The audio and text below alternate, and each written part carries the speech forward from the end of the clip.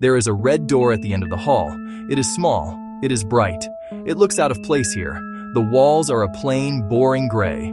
The floor is old wood that makes no sound. A single soft light hangs from the ceiling. It shines directly on the door. The red door is the only thing you really see. It pulls your eyes toward it. No matter where you stand, you feel it watching you. People who walk this hall often point at it. They whisper its name. You can't quite hear.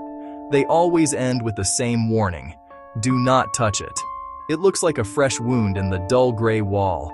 The paint is thick and glossy, almost wet. It's a deep blood red. The doorknob is made of cold, dark metal. A simple round knob. No keyholes. No mail slots. Just smooth red wood and the dark knob. It seems to hold a secret. You feel a strange pull, a current flowing toward the door. It feels like a magnet, and you are made of steel. The rule is very clear. Do not touch the red door. People write it on scraps of paper. They leave them on the floor. They draw a hand with a red X. They tell each other in low, serious voices, but they never explain why. Some say the rule keeps everyone safe from what's inside. Others say it keeps everyone from finding something wonderful. One night, a young woman walks down the hall. She is tired from a long day. Her shoulders ache and her feet are sore. She has walked this hall before, but always hurried past the door. Tonight, she is slow. She sees the red door. It sits in the soft light like a bright, perfect apple. She hears the warning in her mind, like an echo. But tonight, the sound behind the door is different. It is not a scratch. It is not a whisper. It sounds like music. A single soft note held for a long time. It makes her feel sad and hopeful all at once. She steps closer. The rest of the world seems to fade away. The gray walls blur. The floor disappears. There is only her, and the light, and the red door. Her fingers lift, as if they have a mind of their own. Her memory shows her small things from her past. Yet all the warnings feel hollow. The ache of not knowing is worse than any fear. Child voice. Don't touch it. Friend voice. Some things are best left alone. The moment her skin touches the metal, the music stops. The hallway plunges into absolute silence. The silence is heavier than any sound. It presses in on her. Her hand is stuck. It is not glued. It is not trapped by some mechanical device.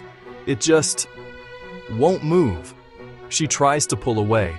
Her fingers will not unclench. Her arm will not retreat. It is as if the door has accepted her touch, and now it is holding on. Her heart begins to beat faster, a frantic drum against her ribs. The cold from the knob starts to creep up her arm, a deep, biting cold, like ice water. Panic begins to bubble in her chest. She pulls harder. Her muscles strain. Her knuckles turn white. But her hand remains firmly on the knob. The red door does not move. The light above her begins to flicker. It casts long, dancing shadows on the walls. The shadows look like reaching fingers. They stretch, they twist, they crawl toward her from all directions. She closes her eyes. "Let go," she whispers to the door. Her voice is a tiny, trembling thing. "Please, just let me go." But the door does not answer. The cold continues its slow journey up her arm, toward her shoulder. It feels like her own blood is turning to ice. She can feel a strange hum now. It is not a sound she hears with her ears. It is a vibration. It starts in her hand. It travels up her arm. It spreads through her entire body. It makes her teeth buzz. Her bones ache. The woman opens her eyes again. The hallway looks different. The gray walls are shifting, swirling like smoke. The floorboards ripple as if water. The red of the door pulses with a soft inner light, a faint rhythmic beat, like a heart. Then, a voice speaks. It does not come from behind the door. It speaks directly inside her head. It is not male or female. It is old. It is calm. What do you seek? The question is simple. She has no answer. She wasn't seeking anything. She was just tired. She was just curious. The door is feeding her images, pouring them straight into her mind. She sees a place she has known only in dreams. She sees a long, empty street at midnight. The streetlights cast pools of orange on wet pavement. Not a single car moves. Not a single person walks. She sees a vast train station, its ceiling lost in shadow. A departure board flashes destinations she has never heard of. The last stop, the quiet fields. She sees a library with shelves that stretch into darkness. The books have no titles on their spines. Every book is bound in the same deep red as the door. Pages turn, but there are no readers. The voice speaks again, softer. Is this what you seek? The cold is in her mind now. It is erasing her thoughts, her name, her past. The long day she just had. The face of her friend who warned her. It is all fading, like old photographs left in the sun. All that remains is the hum, the pulsing red light, the empty street, the silent library. A new feeling begins to grow, a sense of peace. The panic is gone. The fear is gone. There is no struggle anymore. She is a part of the door. She is a part of the places it holds. The door is not a thing of wood and paint. It is a gateway. It is a question, and by touching it, she has become the answer. The cold finally fills her completely. The humming stops. The light fades back to a simple, glossy red, and her hand is gone. The woman stands in the hall. She is whole. Her hand is back at her side. She can move her fingers.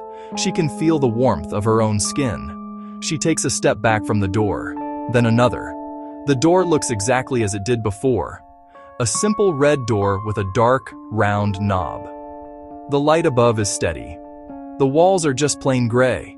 The silence is normal again. The quiet of an empty building. She looks at her hand. It looks the same, but it feels different. It feels colder somehow. A memory of ice trapped deep in the bone. She turns and walks away. Her footsteps make no sound on the old wood floor. She does not run. She walks slowly, deliberately. She carries a small, heavy thing in her mind now. It is not a question. It is a piece of knowledge. She knows what the door is. She knows what it does. It does not open. It does not lead to another room. It shows you things. It takes a little piece of you in exchange for the view. A memory, a feeling, a name. Days pass. The woman thinks of the red light and the humming sound. Sometimes she returns to the hall. The door is always there, unchanged. People still walk past it. They still point. They still whisper the old warning. Do not touch it. Whispered. Do not touch it. Some people listen and hurry by. A few pause, curiosity warring with fear. A very small number reach out a hand. They touch the cold knob. They stand frozen. Then they walk away a little slower, a little emptier. The red door does what it does. It waits. It watches. It holds on. It teaches a simple, terrible thing about choices. Even the smallest touch can have a cost.